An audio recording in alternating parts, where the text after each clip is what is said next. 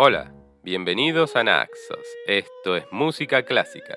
Hoy vamos a estar hablando con la soprano Jessica Rivera y el pianista Mark Carver acerca de la nueva grabación que vienen de lanzar para el sello mexicano Urtext, en donde presentan canciones que fueron parte del repertorio esencial de la soprano española Victoria de los Ángeles.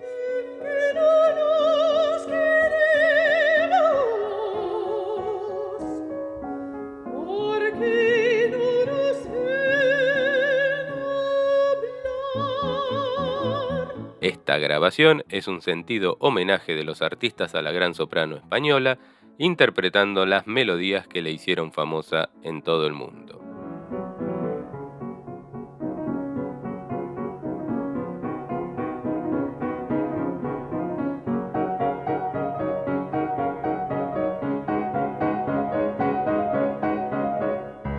Esta grabación ya está disponible en todas las plataformas de streaming.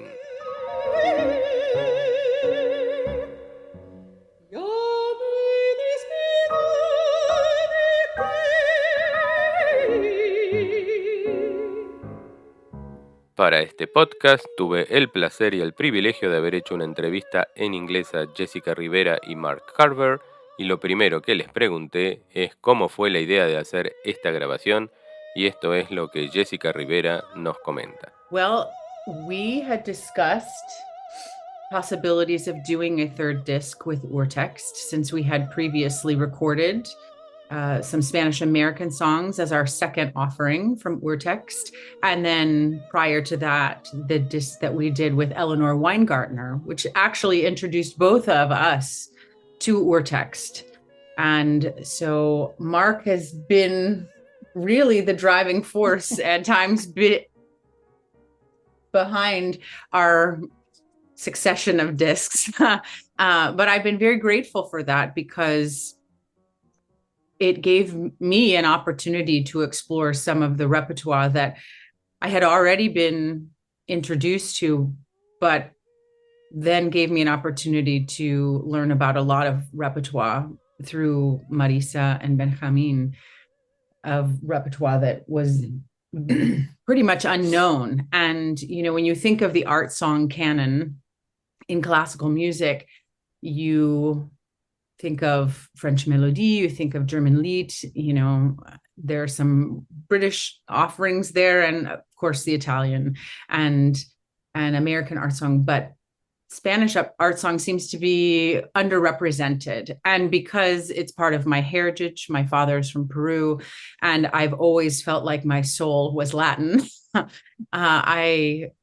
felt it important to create a disc that explored part of my heritage, but also gave me an opportunity to create something that was necessary for the education of the normal classical listener of art song. Entonces Jessica Rivera nos dice que cuando discutieron posibilidades para el tercer disco con Urtext a través de Eleanor Weingartner, surgió la idea de realizar un disco homenaje a la cantante Victoria de los Ángeles, y también como una posibilidad para Jessica de ahondar en un repertorio más inusual, como lo es el repertorio de las canciones clásicas españolas.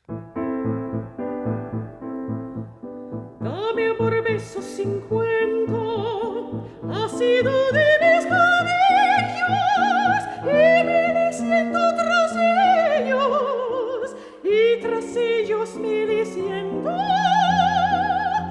y después de muchos millones tres.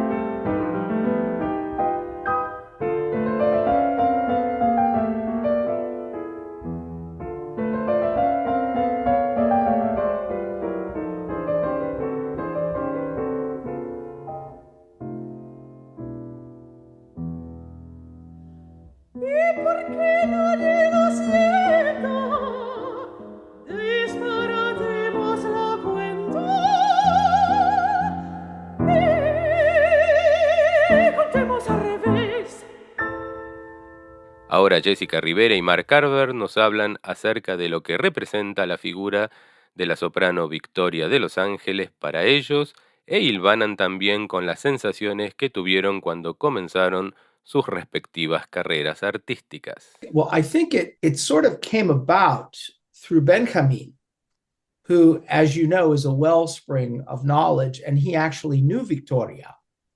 And so he said, why not consider doing a disc of all things she used to sing? And to give an up-to-date interpretation, but also to memorialize her. And we were both really attracted to the idea because she sang so many wonderful things. And this is just, if you look at her output of recordings, this is just a microcosm of what she sang.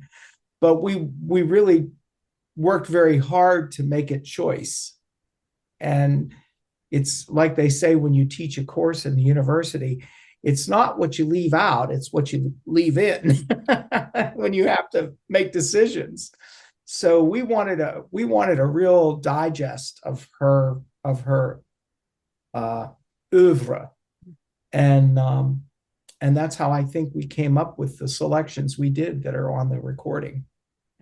I think also too, for me, I've always been inspired by her singing, and her voice is just so natural. And to learn that she started at such an early age, I had a similar experience in just wanting to sing music all the time. And I was probably about 8 years old. I know she was around 7 years old.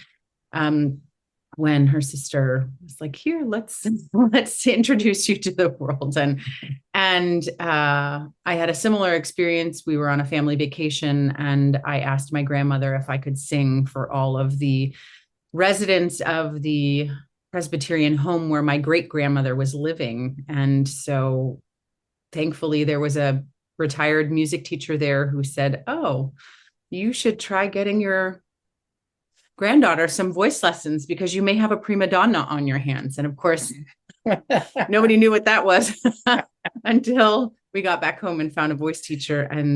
But I just appreciated the things that I feel like I had in common with her, starting out at such an early age, loving the operatic repertoire, but also wanting to make an effort to canonize the Spanish art song that is out there, and that she looked and sounded like me. I listen to her voice sometimes and I think I have this sort of Spanish fullness. I don't really know how to explain that, but I feel like our timbres are similar, and she's just someone that I've always looked up to as a singer, as an artist, and as a person who's had a career that I would love to emulate. From my perspective, I tell my students that nobody could have told me 45 years ago when I was practicing to be a concert pianist that I would make 3 recordings of basically Spanish art song. Nobody could have ever told me that I would have gone this direction. So I always tell them, keep your mind and your heart and your soul open, because you never know. And having said that, I wouldn't take anything for it. Es interesante lo que Mark Carver nos comenta, ya que cuando nos sugieren la idea de hacer un disco homenaje a Victoria de Los Ángeles, trabajamos mucho en la idea de compaginar un repertorio y una selección de obras que fueran como una pequeña muestra del arte de la gran soprano española.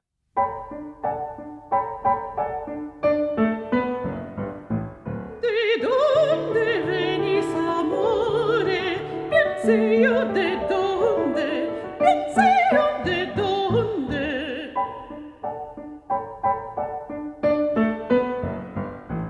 ¿De dónde venís, amore?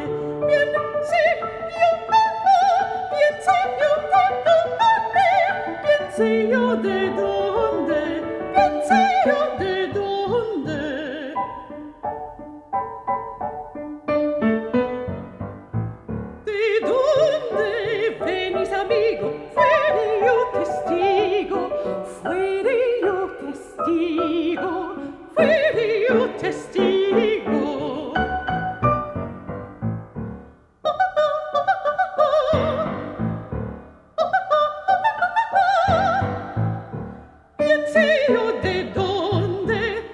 sé yo de dónde, de dónde.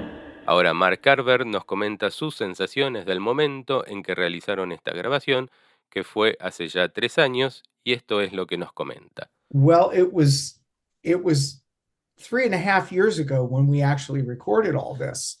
And no thanks to the pandemic, the production was obviously delayed.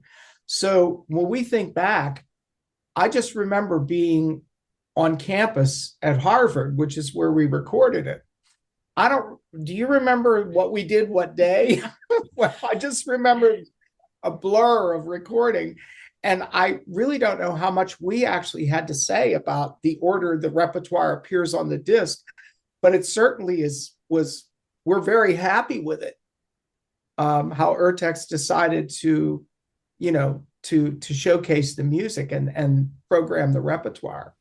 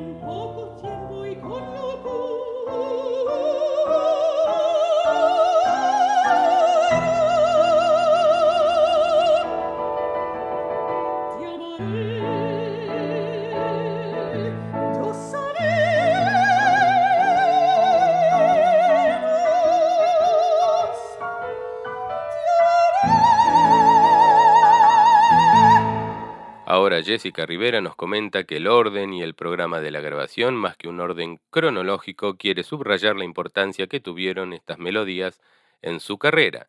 Algunas de estas canciones Jessica las está cantando desde sus años de estudio, como la bella canción El cabello más sutil que escuchamos a continuación. Again, I think it started with Benjamin, knowing, the vast repertoire of Victoria, and so giving us some ideas. So some of it is chronological, right? But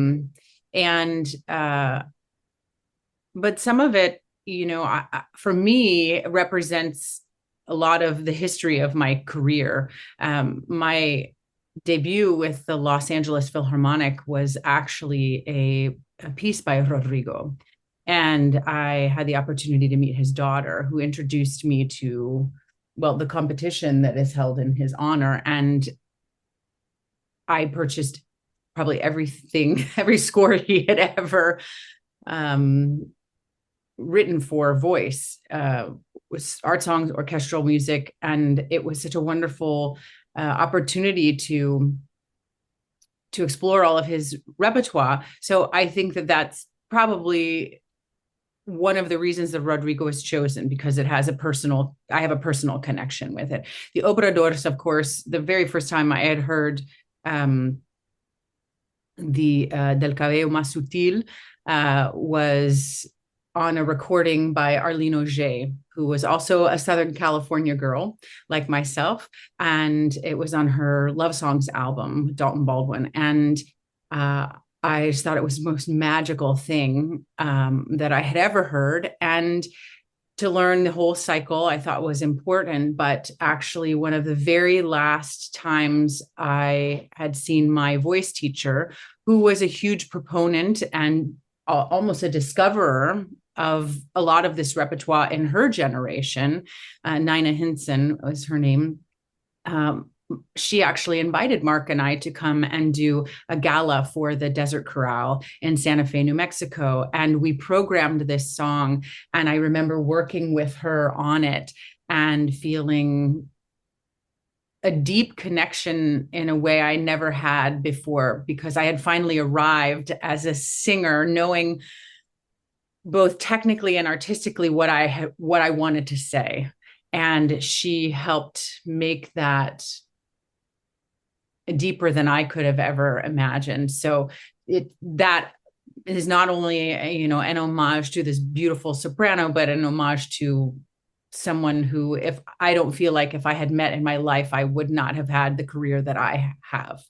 So there's a lot of personal connections. For me, music is very personal, and it's about storytelling, and it's about making connections with other people and making beautiful music with your fellow collaborators. And so those are some of the personal reasons. Of course, the Turina, I learned very early on. I actually think I performed them on my graduate recital for my master's degree at USC. La Petenera was a zarzuela that I had discovered when I was wanting to compete in Plaza de Domingo's Operalia competition. And zarzuela, I'd always thought that I would do some sort of maybe Fulbright scholarship to study zarzuela. While my father is Peruvian and I have this beautiful heritage, Latin American heritage, I didn't grow up with my father. So I feel like music has been a vehicle for me to discover myself, my heritage. And so when I discovered zarzuela, I thought, oh my gosh, I want to go to Spain and study. But my career took a different turn, but I have really appreciated the opportunities to discover these works. And I think the most recent work for me has been, as far as learning this repertoire and performing it, has been the De Falla. I had an opportunity actually right after my first child was born to sing with the Dallas Symphony. And again, Nina happened to be there. That's where she was from. And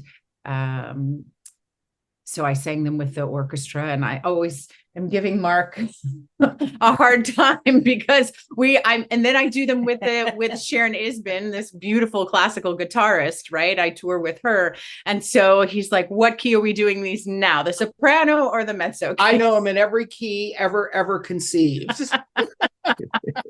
So it was funny because around this time we were recording, I was also had recently performed with Sharon. So we recorded them in the soprano keys, and yet I had just performed them in the mezzo soprano keys. So thankfully I have a range that can cover it all. So just a word about the Cabello Más Sutil. Mm-hmm. The first time I ever discovered that song, I was a staff pianist at the University of Pittsburgh, and one of the students of the late Claudia Pinza, who was the daughter of Ezio Pinza, was teaching there, and she assigned this song. And I played it through, and she said, oh, you have to go back and you have to do it a second time. And I said, why? She said, it's just too beautiful to do it once.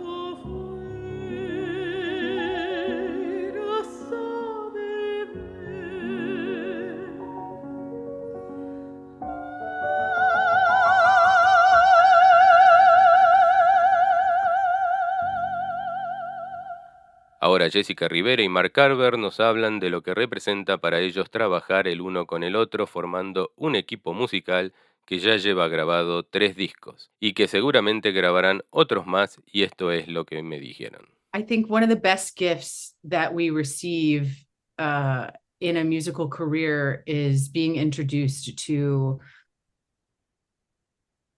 other musicians who expand our world exponentially. And I feel like Ellie did that for me in introducing me to Mark. Ellie knew Mark through University of Pittsburgh. the University of Pittsburgh. We were colleagues. And when she contacted me to do the first disc for Urtext, she said, I already have a pianist, a wonderful pianist, and he's teaching at Carnegie Mellon. And sure enough, we had a connection through one of his former students that I was an apprentice with in Santa Fe.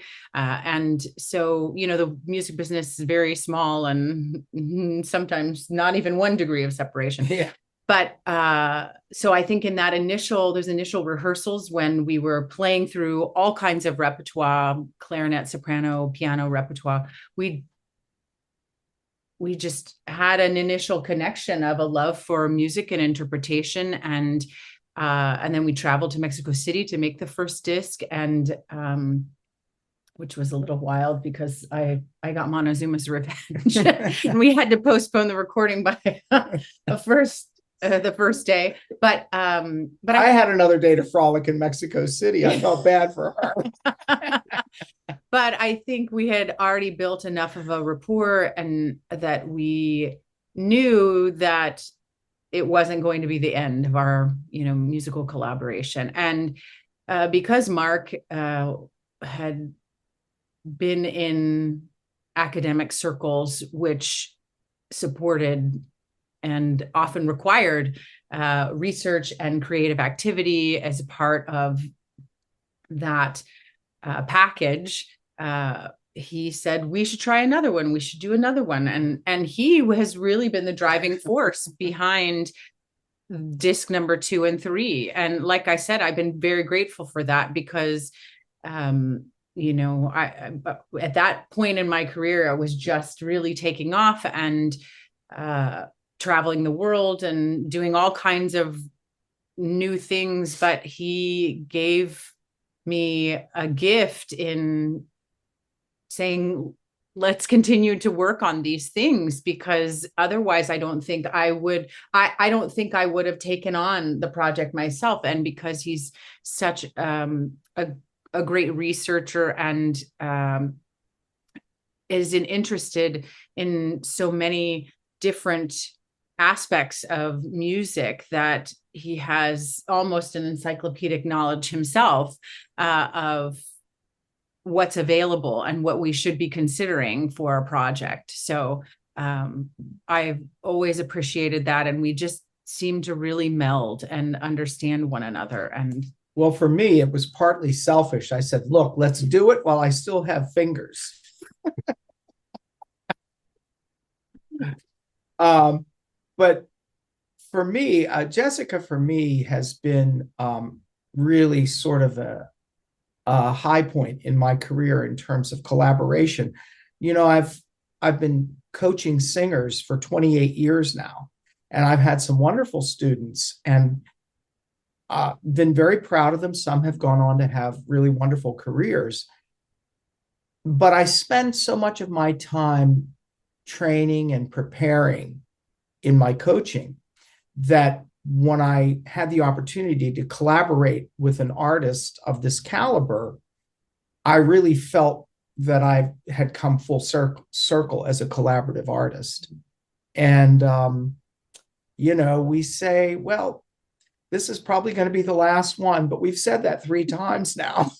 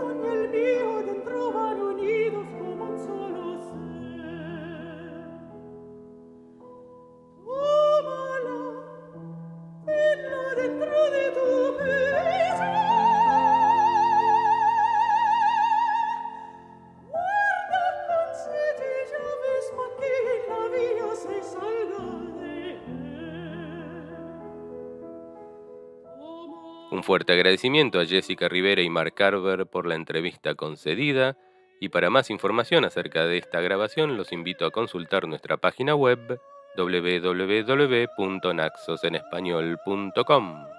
No nos dejen de seguir por nuestras redes sociales y los invito en otro podcast de Naxos. Esto es Música Clásica.